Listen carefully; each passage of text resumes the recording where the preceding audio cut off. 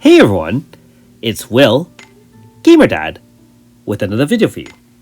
So in this video, we're going to showcase the new Dream Flower Very Hard dungeon that's available after you finish Chapter 3 of the Tales of crossover. Now, if you haven't already, make sure you like and subscribe to my channel. I really appreciate it. I also do have a Patreon account for those who want to support me this way. So note that I'm not going to make a video for the level 50 green key one. I assume that anyone who's challenging either of these dungeons should have a team that's commensurate with the difficulty level. So if you're new to the game, I would not suggest grinding out any points here. You're better off than doing it in the overworld at the lower difficulties until you build enough of a stronger roster in order to tackle something like this. Also, remember that you do need to bring at least one of the new Tales of characters, because for those who don't know, just like most other specialized dungeons, you can actually grind light or shadow in this dungeon for those featured units.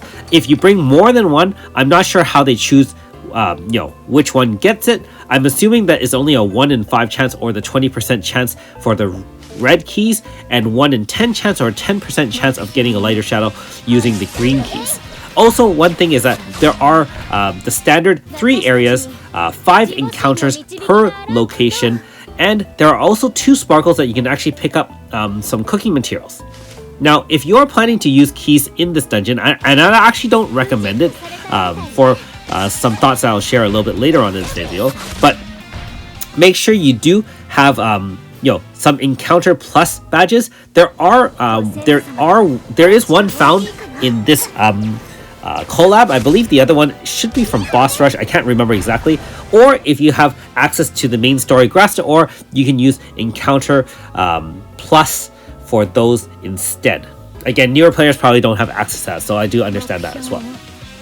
That being said, I mean, if you've gone through the main story at master level, these mobs are going to be absolutely no issue for you. At level 70, even a resisted Neptune would be more than adequate. I will show you the Grasta loadout at the end, but I actually forgot to put back my Falcons for my staff user Flam. Usually Flam acts first, but unfortunately without that Falcon Grasta, she has to be one of the slowest ones on this team, unfortunately, and so my other units are acting in front of her, which is actually not very efficient, so I do apologize for that. So keep that in mind. If you want to enhance your DPS, you can do something like that. Use Falcon to increase the speed, or automatically have that person attack first. Or if you have units that do preemptive, then you can do that. So again, each of the areas corresponds to some of the areas that you've already encountered in your travels through the 3 chapters. So bring an appropriate team that can capitalize on the weaknesses. You might need things like Pierce, Fire, and so on and so forth. And so, whichever enemies are more difficult, then bring things that would handle those much more easily. Alright, so back to the 5 encounters and 3 areas. I believe the standard chests are 2, 1, and 3. All of these are only point type chests, and so there are no ways of getting chant scripts or anything like that here. You should kill everything, because if you are here, you're probably here to farm the points, and you should get each chest and also take down the horror. Not only that, but remember that if you have unlocked cooking or have done some form of cooking, some of the menu items that you can cook can enhance or double the effectiveness of farming those dream petals, and make sure you have one of them active while you're farming it, so you can double the points that you need.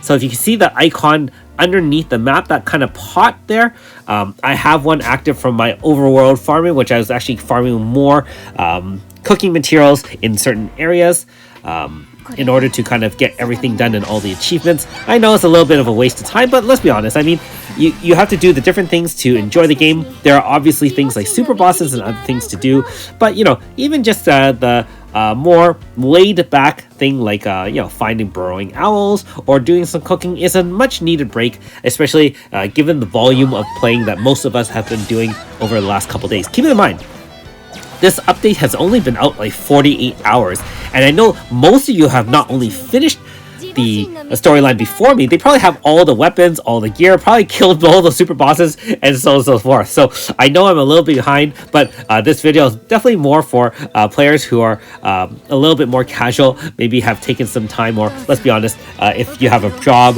or anything like that, you might not have enough time to finish up. And back to grinding here versus grinding in the overworld. Honestly speaking, red keys are better off served by running the existing dungeons you're already doing, things like grinding for Aldo, for example, or maybe farming some extra light on other units in Total Theater World, or even farming tomes or other things in the select dungeons that you need to either upgrade your unit from 4.5 to 5, or even getting the a rare chance of getting a chance script. Remember, this dungeon have no chance of getting chance scripts, and so if that is the bottleneck you're at in order to enhance your roster, this dungeon is not for you.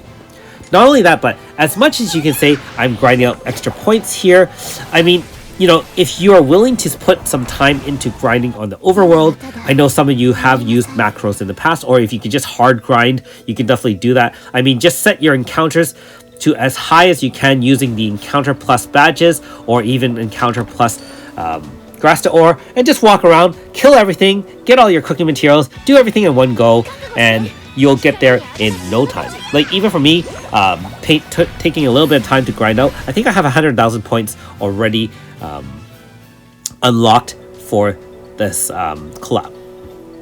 Otherwise, you don't even have to pick up the sparkles there. Again, they are mainly for cooking materials, and so if you are skipping that portion of the game, you can definitely do that. I believe, though, that one of the Soul Eater weapons is kind of gated behind that.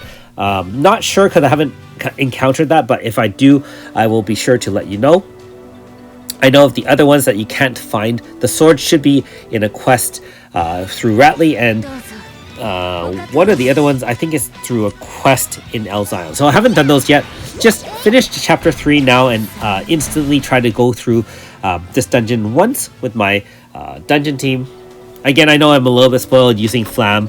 I do apologize for that. At the end of the day, we're here to just grind as efficiently as we can, and also this video is more to show you kind of the difficulty level of the fights and so on and so forth.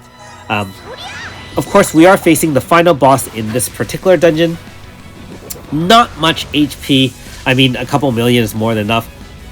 And keep in mind that this is level 70, so certainly no real difficulty, no HP stopper, no nothing like that. Alright, so in terms of reward lines, you can clearly see that 120 shadow was more than enough. I suspect that 120 light would also be capable of getting all 3 reward lines. This dungeon should have a chance of getting opuses, treatises, and codexes. I'm only running this dungeon once, so let me know in the comments below if you found anything of note. I'm just going to switch off that Falcon's Blasting Staff back onto Flam so that she can one-shot everything in her way. The other units are really there for support Tsukiya to guarantee pain up front first turn. Tuva makes sure 0 MP cost used on the first turn. Alphen has to be brought. And of course, ES Nagi is my Grasta holder. Thanks for watching. We'll see you next time.